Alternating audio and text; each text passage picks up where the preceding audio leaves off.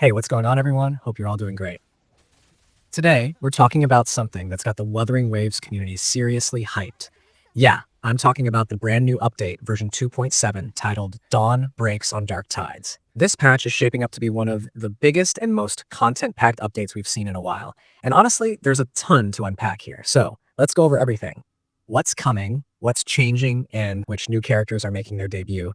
And most importantly, how you can prepare so you don't miss out on anything when the update drops. So first off, let's talk about timing. The patch officially launches on October 9th, 2025, after a scheduled maintenance period that runs for about 7 hours. If you're planning to play as soon as the servers go back online, you'll definitely want to pre-download the update beforehand. Kuro Games usually opens up the pre-download a couple days early, around October 7, so players can hop right in without waiting for huge files to install.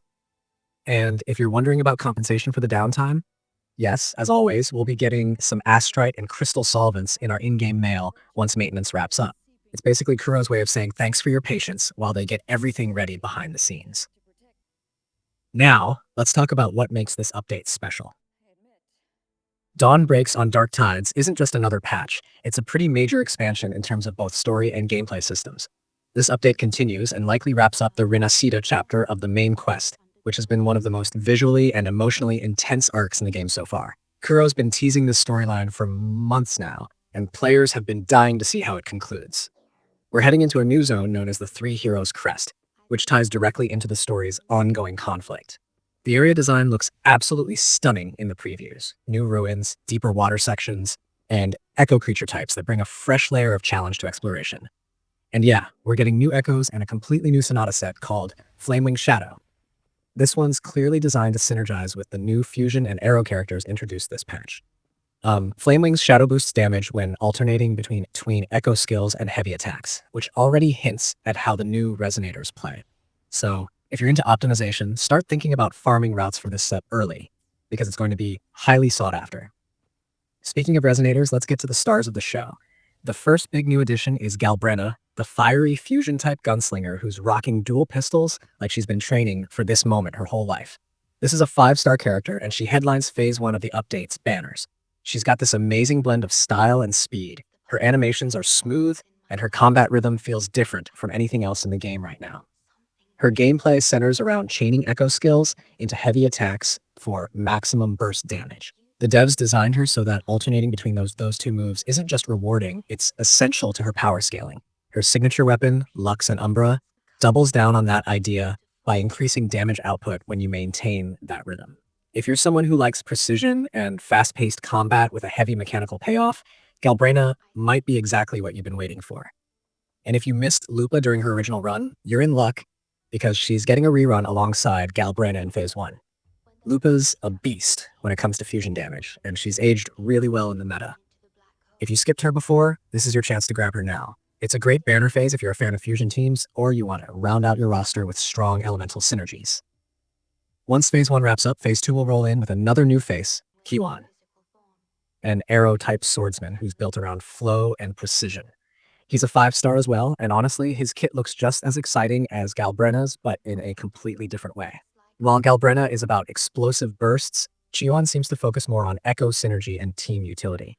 From what's been shown in previews and early data, his signature weapon, Emerald Sentence, enhances his heavy attacks after using echo skills, and also buffs team echo bonuses. That means he can not only deal solid damage himself, but also boost the performance of your other characters. It's a playstyle that rewards timing and setup, which could make him a cornerstone of arrow compositions. Phase 2 also brings a rerun for Zani, who's been a popular choice among players that love flashy swordplay and fast combos. So if you're saving up Astrite, these 2 phases give you a lot to think about. And that brings me to something a lot of people tend to overlook: how to plan your pulls effectively. Every time a big update drops, players rush to convert all their Astrite into tides. Radiant tides for characters and forging tides for weapons. But honestly, that's not always the smartest move. Kuro separates the character banners from the weapon banners, which means if you want a character and their signature weapon, you'll need to manage your currencies carefully. The best thing to do is to hold on to your Astrite until the banners are live, then decide which tide to convert into based on your priority. If you're free to play or just light spending, focus on one main character banner and skip the weapon banners unless you're really confident you can hit pity. It's so easy to get tempted But blowing resources on multiple banners usually leaves you short when something you really want shows up later.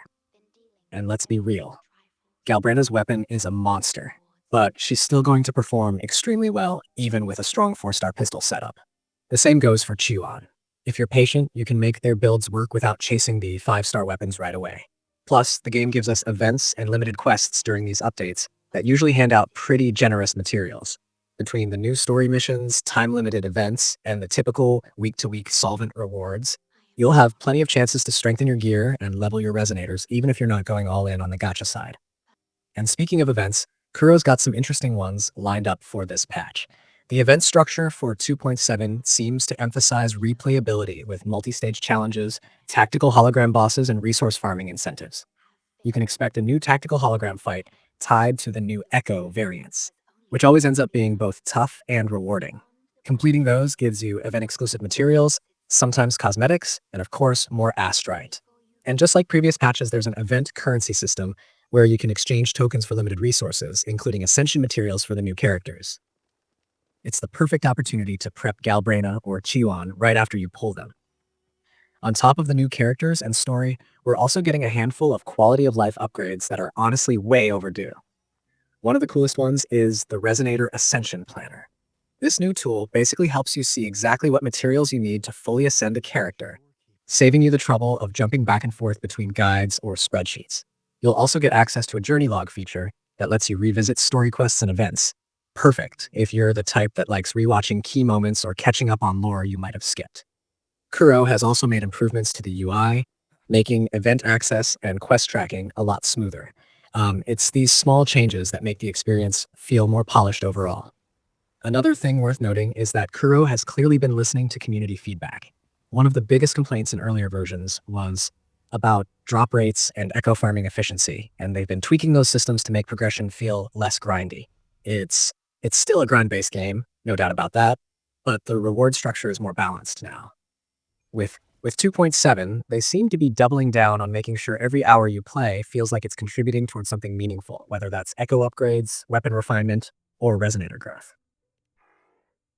Now let's talk about redeem codes, because who doesn't love free stuff? The official livestream for this version dropped a few limited time codes, no matter the cost, risk everything, and fight for hop.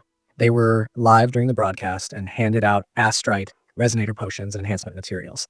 If you missed the stream, it's worth checking the game's official channels or community sites to see if any of those codes are still valid. Usually, they expire pretty quickly, but sometimes Kuro reactivates them or releases new ones alongside the launch celebration, so keep an eye out when the update goes live. Looking at the overall direction of the game, Dawn Breaks on Dark Tides feels like Kuro's most confident step yet. The new characters are mechanically distinct, the story expansion looks cinematic, and the combat balance seems to be tightening in a really satisfying way.